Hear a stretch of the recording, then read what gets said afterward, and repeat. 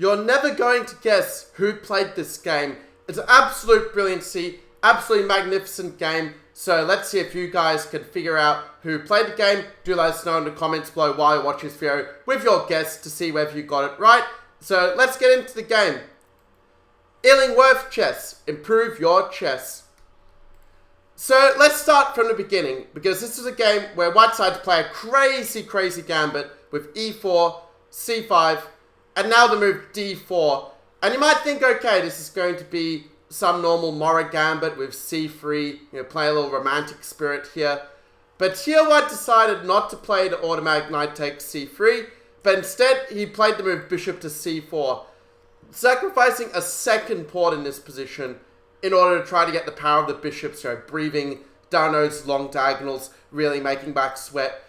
And you might notice this is kind of similar to a line of the Danish Gambit with e5, d4, e takes d, c3, d takes c3, and you might know this line with bishop c4, where again white is sacking the two pawns and getting that very beautiful pressure and that big lead in development with the bishops down these diagonals.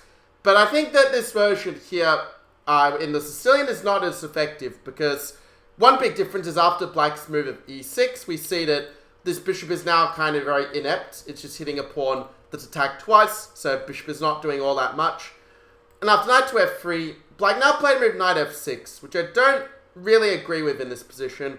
Knight f6, you're asking for moves like e5 to try to kick that knight away, which can allow it to get a nice space advantage and to sort of take the initiative in the center. Instead, I think the much better option for black would be to try to develop some of the other pieces. I mean, even something like just knight to c6, castles, and playing, let's say, a6 would be very healthy. You can play moves like b5 to gain a tempo, kicking the bishop away. That also clears a nice diagonal on b7 for your bishop. And if white does play a move like a4, well, I think that now a move like knight f6 maybe makes more sense when you have some more pieces developed. Because now after e5, black can sort of put the knight on e4. You can always tuck that knight away on c5 here. And I feel like black is just going to be much better. One point you see quite a lot in these positions is that pawn on d7 might be a backward pawn, but it's actually very well defended. And black can sort of just keep that pawn there, and it's very hard for white to really show his compensation for the pawns he sacrificed. The computer wants to go for some weird knight a6 and b6 and this kind of thing. But yeah, just hate the computer. So we had to move knight to f6. White played knight to c3, and black played this pin with bishop b4 that I don't necessarily agree with here. I think that it's much better for black to just play knight c6, just develop normally, d6, bishop e7, castles. Okay, white's given up two pawns, so the onus is really on white to make some sort of hack attack happen here. And if he doesn't, then white is just going to have no real compensation, and black is just going to win the endgame.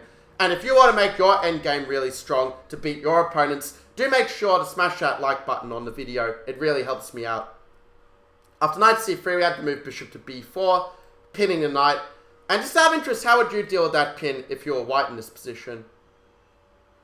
So those who are new to the channel, do make sure to hit that subscribe button. And then when you comment I'm subscribed below on the video, then it'll give me the chance to welcome you to the Illingworth Chess family, and the rest of our community can also welcome you, make you feel really at home and really enjoying your chess. And that's one thing I really love about chess. I have a really great community, really nice people, very quite smart people and astute people as well. So yeah, it's always good to share our passion together, right? So the game saw castles, and the important thing to understand is that it's not really a threat for black to take on c3 and take on e4 here, because if you take that knight and then you take the pawn with knight e4, well, then you've got to move bishop takes g7. And we kind of see it even though currently black is up 2 pawns. The problem he has here is that the black king is stuck in the center. He can't castle the king side, castling queen side while you're cruising for a bruising. And if the king stays in the center, well, white's just going to, bring the piece around, like the rook will come to c1, or even moves like bishop e4 and trying to bring the queen in some way. It's going to be kind of nasty for black at this point. So instead we had to move b6. Black is trying to fianchetto his bishop and get some pressure, but black's moves are not really very consistent in this game. I mean, a move like e5 sort of comes to mind, try to kick the knight, but white instead decided to just develop the rook with rook c1, and yeah, I'm kind of surprised that black didn't play bishop b7 and sort of complete the fianchetto. It's kind of like if you say A, you must say B. Like you say A and then you say D and then you say F. Like I think you're playing Simon Says, not playing chess in that case.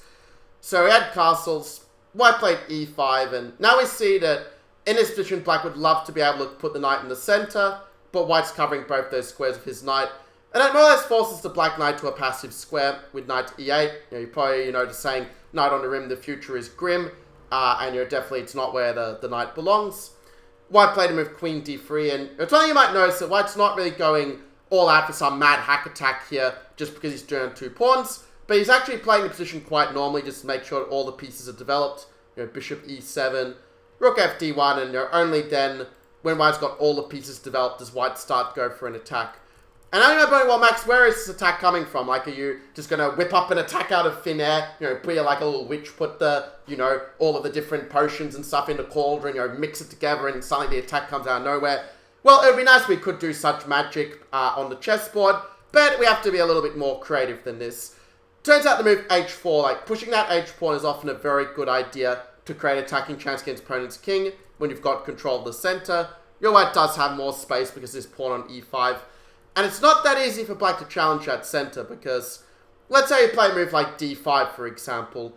Then after E takes D6 and Knight takes D6, what you see is that we've got this very annoying pin on the D file, and actually the move Knight to E4, just trying to trade off that knight, is incredibly strong, because if Black does take the bishop or take the knight, what we see is that after Queen takes C4, that not only is the Queen under attack, but now also the Knight here is under attack as well, and that is not something that Black can really parry on both fronts.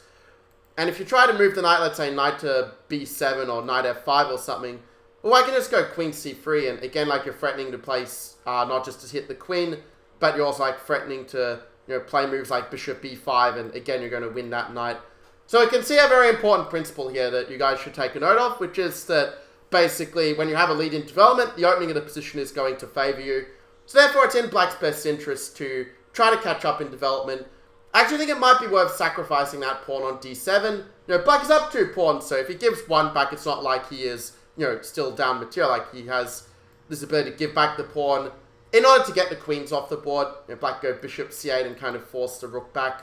And then try to consolidate like Knight A5, Bishop B7, and it's going to take time, but Black will eventually be able to challenge those open C and D files, and he should be doing quite well. Now, of course, it's true White's not forced to play Queen takes D7, and they can try to build up the attack on the King's side a few different ways, but it shows that, Black can at least get some of his pieces developed and kind of get a good game that way. But instead, Black got a bit too greedy, and, well, he ended up drowning with his booty. After Knight to A5, White just played Bishop B5, and the bishop is just, still on a safe square, and the knight doesn't really do that much. In this position, I think that this was probably the last chance for Black to try to get out of the sticky situation he found himself in at this point. So, this is a position where if you are a strong player, watches like an advanced player, you might like to try and find the best defensive move here as Black. Otherwise, let's carry on with the game. So, I think that the best move for Black is probably to play the move A6, and the idea is if White tries to keep that tension with the bishop, Black's going to go B5, and, that C4 square means that, it's beckoning for the knight, and that means the knight's actually not so badly placed on A5 anymore, if you're able to kick that bishop and start, fighting for that initiative with making your own threats.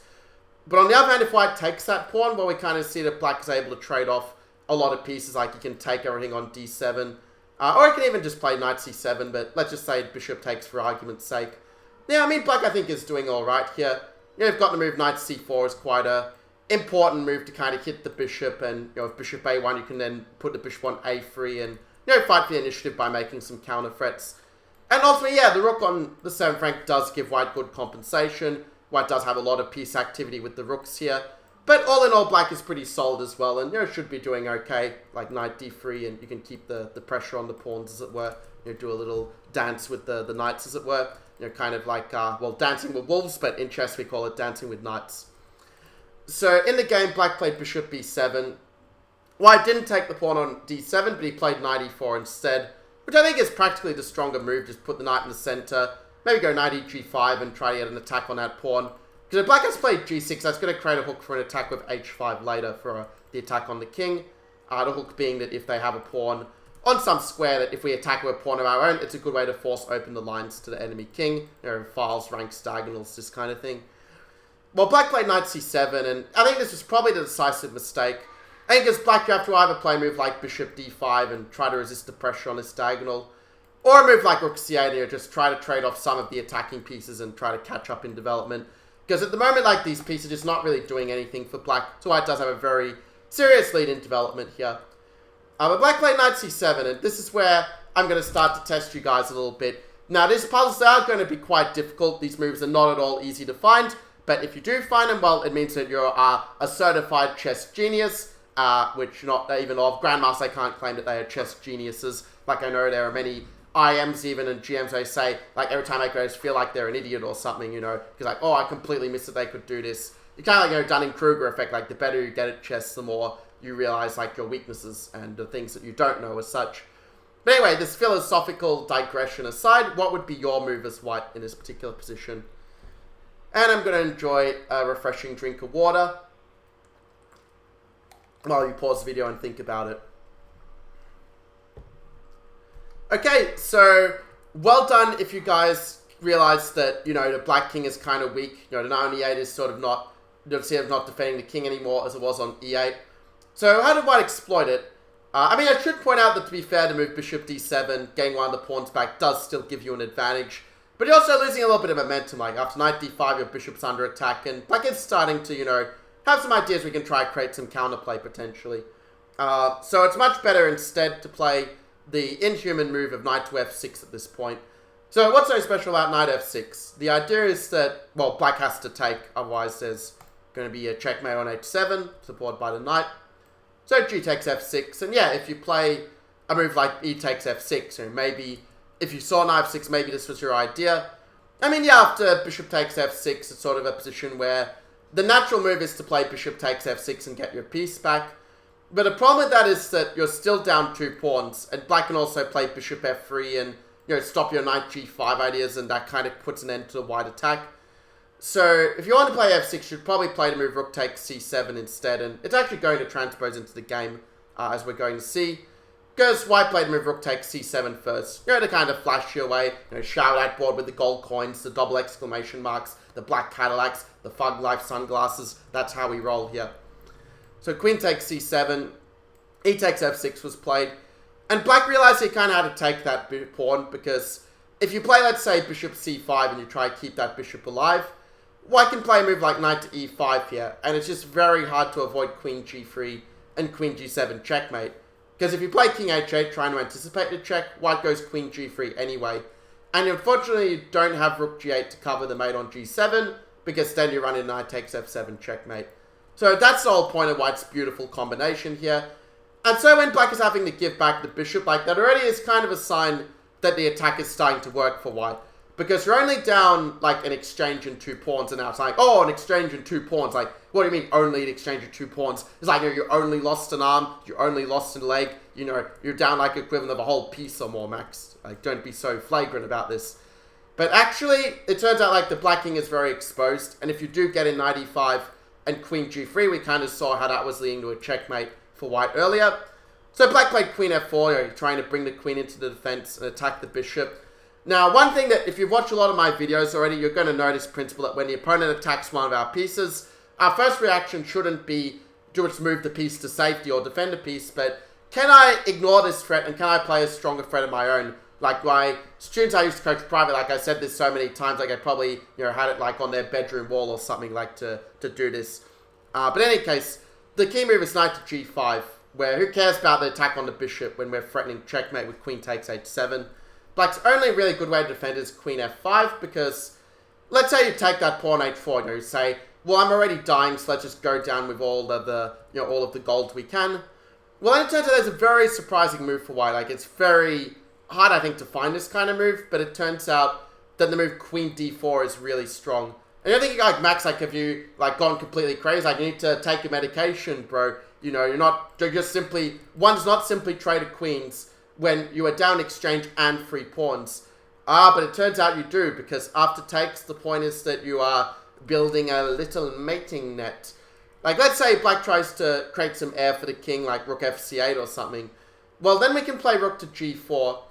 Turns out rook h4 and going for this mate also technically works, but rook g4 is a lot better. You know, black can play a check, we don't care, we just tuck the king away to safety. And I mean, white's threat here is simply to go knight takes e6 with a discovered check and checkmate. So they should probably go h5 and try to harass our rook, but then we can even play rook to h4 in that case. And it just isn't a good way for black to deal with rook takes h5 and rook h8 mate.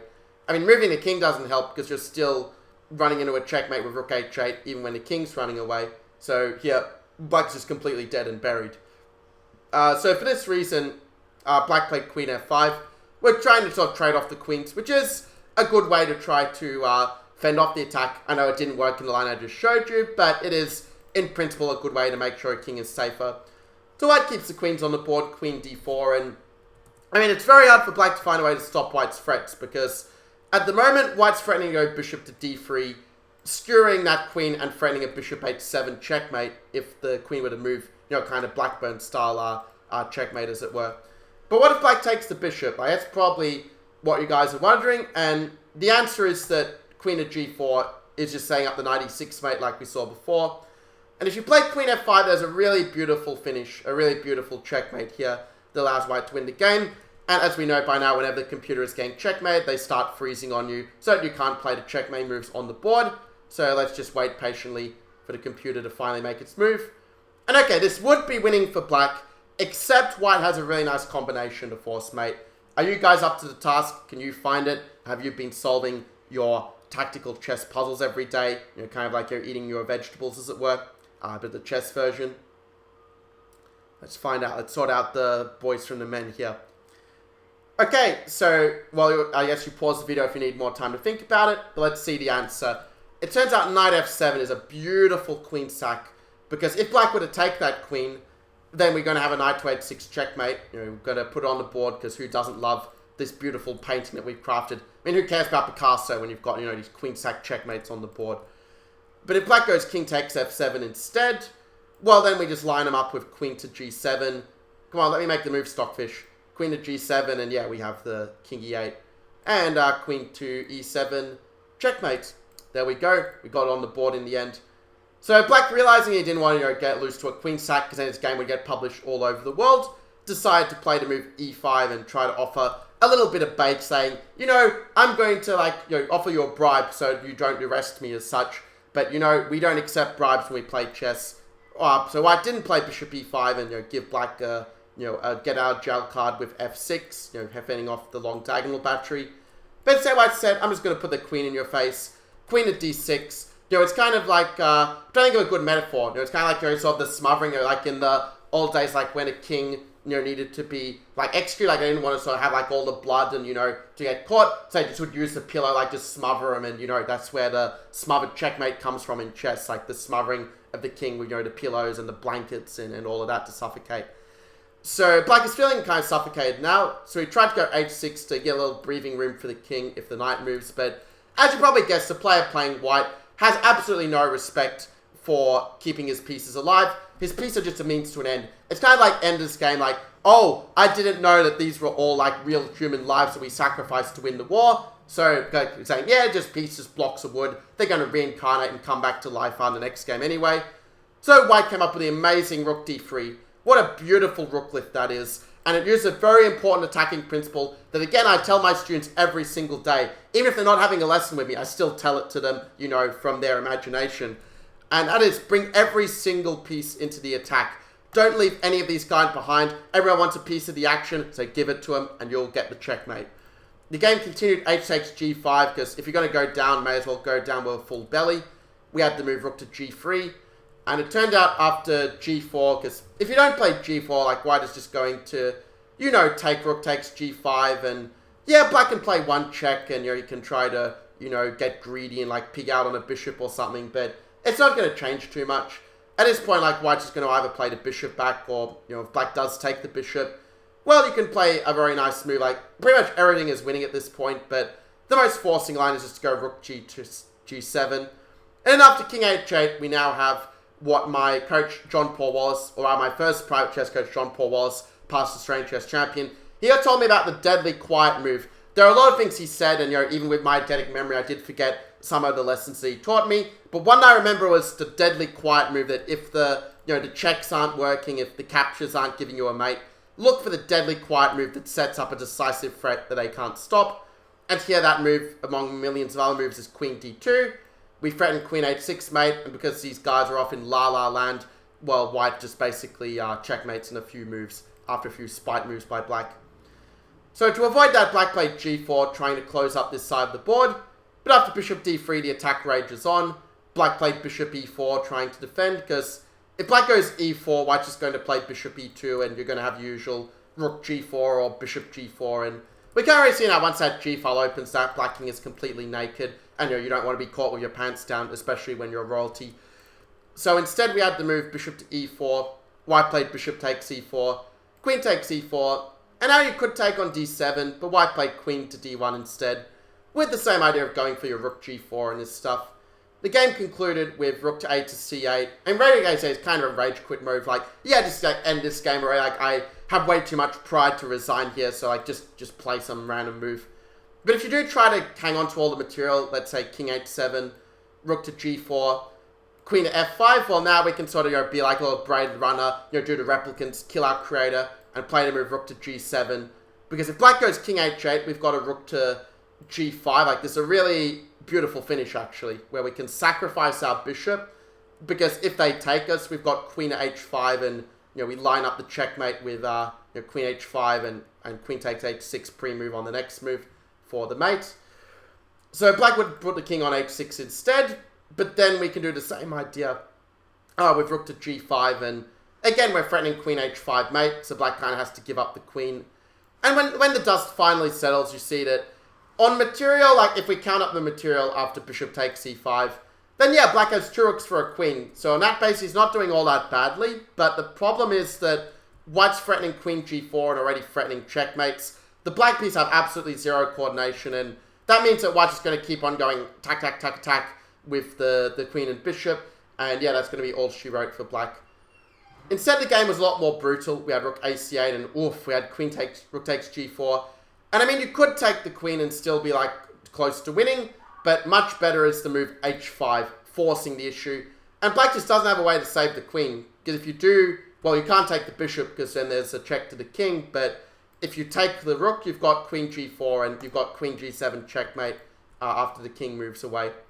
So the game ended knight C6, and you could just take the queen and win, but white said, you know what, I'm going to show off, I also want to make sure, absolutely certain that my board will be showered with gold coins, or actually maybe showered with Bitcoin. I think that's like the 21st century version. Or actually, there's one guy, he had like all these emoticons, like, so after he won the game, the board was like showered with all these like emojis and like these laughs and all this kind of thing. But yeah, instead white played queen C1, realizing that, why take the queen when you can have a force mate, to misparaphrase Botvinnik. So the game went knight D4. I mean, if you play queen takes G4, like, black can try to give a few checks, but they run out pretty quickly, and ultimately you don't have a way to stop both queen to H8 and queen to G7 checkmate here. So instead, we had knight to D4. White played queen H6 anyway, because you still got your queen H8 mate idea. Obviously, black's queen is all pinned up, and therefore, black resigned in this position, because, yeah, I mean, you can't avoid this mate. You can delay it by, like, blundering your pieces just to delay the mate, but it's not going to change very much. So there you have it. This was a really incredible game, like absolute brilliancy. Maybe even an immortal game, I would go as far as like the immortal game of the 21st century. Perhaps you can let me know in the comments. This is your last chance to guess who played this brilliant game with the white pieces. Can you figure out who it was? Or are you just going to like go straight ahead, like skip ahead and see the answer? Well, the answer is that this game was played by Stockfish 13, the most recent development version. Stockfish, they've got like not just the pure horsepower of like millions and billions of positions a second, but they also have the neural network of being able to like learn from games they played previously. And I guess that was sort of the reason why play like this random like double pawn sack, saying, I am so much better than my opponent Houdini that I can give up 2 pawns, give you 2 pawns, and still, beat you up and down the board, like, just kind of slapping him like this sort of thing. And that's what happened in this game. It's kind of funny, because actually the most recent version of Houdini is Houdini 6, but when I looked at this game, apparently it was Houdini 10 that was playing as black. So, Stockfish didn't just beat Houdini. They beat a version of Houdini from like 5 years from now. So, Stockfish, please teach me your time traveling ability so that I can see, which stock in 5 years now increase like 5,000%, and I can put the, my investment in and just like, retire at this point. Yeah, do let me know about that, Stockfish. But also do let me know in the comments below, like, what your impression game was. Do you think this is the ultimate immortal game by Stockfish? Make sure to smash that like button, hit subscribe, and I'm going to see you guys in the next video. Get out of here.